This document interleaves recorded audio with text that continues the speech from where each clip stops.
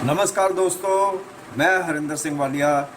Supplements खाने चाहिए या नहीं खाने चाहिए, ये जानकारी लेकर हाजिर हूँ। इस बारे में हम बात करें इससे पहले हमें सेहत के इतिहास के पन्ने पीछे की तरफ पलटने पड़ेंगे और पहुंचना पड़ेगा हमारे को 1912 में, उस दौर में जहाँ पे कि साइंटिस्ट, पोलैंड के रहने वाले साइंटिस्ट कश्मीर फंक के दौर में। क्यों जाना है हमें उस दौर में? वो इसलिए कि यही दो लोग हैं जिन्होंने ये जानकारी हासिल की कि कार्बोहाइड्रेट्स, प्रोटीन और फैट्स लेने से ही सेहत नहीं बनती है। इसके अलावा भी कुछ ऐसी चीज़ें हैं जिसकी कमी के चलते या तो हम बीमार पड़ जाते हैं या हमारे को कोई ना कोई और चैलेंज हो जाता है। और वो क्या चीज़ है जिसको हम न्यूट्रिशन बोलते हैं, जिसको हम विटामिन्स बोलते हैं। इसके बारे में डिटेल में बात नहीं करना चाहता क्योंकि मेरे पास बहुत सी ऐसी जानकारी है जो मैं जल्दी से जल्दी आपके साथ साझा करना चाहता हूँ। पत्रकार, जाने माने पत्रकार और जी न्यूज़ के एडिटर सुधीर चौधरी ने आज से 4 साल पहले NIN यानी कि नेशनल इंस्टीट्यूट ऑफ न्यूट्रिशन के हवाले से जानकारी दी कि हमारे भोजन यानी हमारी थाली में से बहुत सी न्यूट्रिशियस चीज़ें कम हो गई।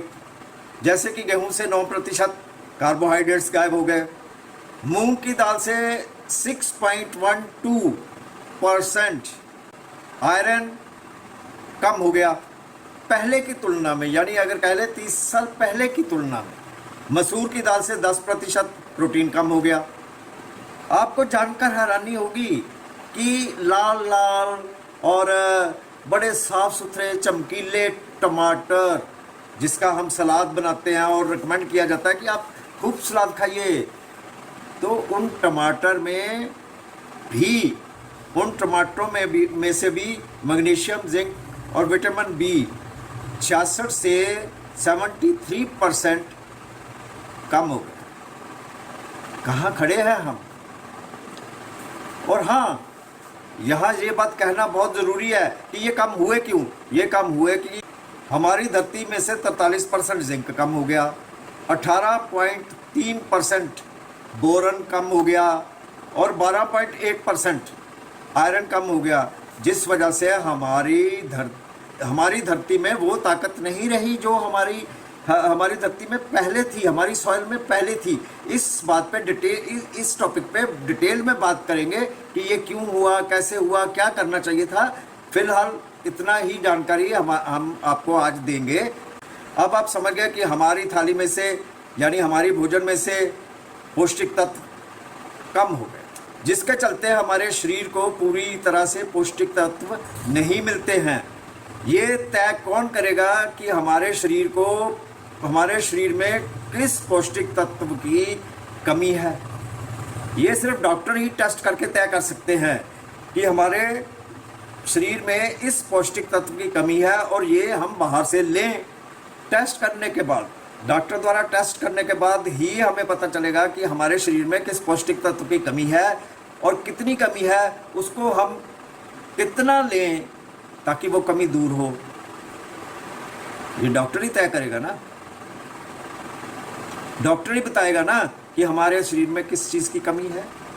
बहुत सारे न्यूट्रिशनिस्ट, डाइटिशनिस्ट ये बताते हैं कि ज़्यादा विटामिन या ज़्यादा सप्लीमेंट लेने से भी हमारे शरीर में खराबी पैदा हो सकती है। मसलन अगर आप किसी तरह का भी परिवार निरोधक टैबलेट लेते हैं या डिप्रेशन की दवाई लेते हैं, तो आपको सप्लीमेंट आपको किसी भी तरह का सप्लीमेंट अपने आप नहीं लेना चाहिए। डॉक्टर से सलाह करने के बाद ही सप्लीमेंट लेना चाहिए। जानकार सूत्रों के हिसाब से वह सप्लीमेंट जिनमें विटामिन C और विटामिन E प्रचुर मात्रा में होते हैं, वो लेने से कीमोथेरेपी के ऊपर बुरा प्रभाव पड़ सकता है।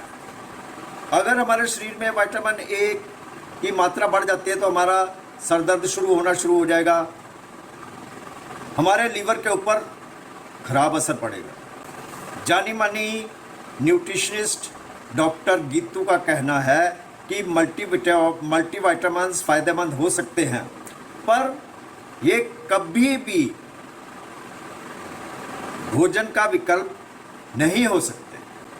18 दिसंबर 1912 अमर उजाला में छपी एक खबर के अनुसार लोगों में ये गलतफहमी है कि विटामिन सी जो है वो लेने से जुकाम ठीक हो सकता है, लेकिन अभी तक किसी भी शोध में, किसी भी रिसर्च में इस बात का कहीं भी कोई भी सबूत नहीं मिला है। अब ये सवाल ज़रूर पैदा होता है कि सप्लीमेंट्स आखिर आए हैं तो उसकी ज़रूरत भी क्या है और कब लेने चाहिए। सप्लीमेंट्स लेने चाहिए जब सर्जरी हुई हो, उसके बाद रिकवरी के लिए। सप्लीमेंट्स लेने चाहिए, दिए जाते हैं तब जबकि आपको बहुत सारी दवाइयाँ दी गई हों, और उसके बाद सप्लीमेंट्स जो है वो उस दवाइयों के साइड इफ़ेक्ट्स को कवर करता है। ऐसी कई खास वजह हैं जिसके चलते सप्लीमेंट्स दिए जाते हैं। ऐसे नहीं कि हमारा मन किया सप्लीमेंट ले लो। क्यों ले लो? क्योंकि भाई उसको फ़ायदा हो गया इसलिए हमें भी फ़ायदा हो जाएगा, ऐसा कुछ नहीं है। सो दोस्तों, उम्मीद करता हूँ कि मेरी ये जानकारी आपको पसंद आई होगी। ऐसी ही कोई नई जानकारी लेकर मैं जल्द ही आपके सामने हाज़िर हूँगा। तब तक के लिए मुझे दें इजाज़त, और हाँ, हमारे चैनल को सब्सक्राइब, लाइक और शेयर ज़रूर कर दें। बहुत मेहरबानी होगी। Thank you.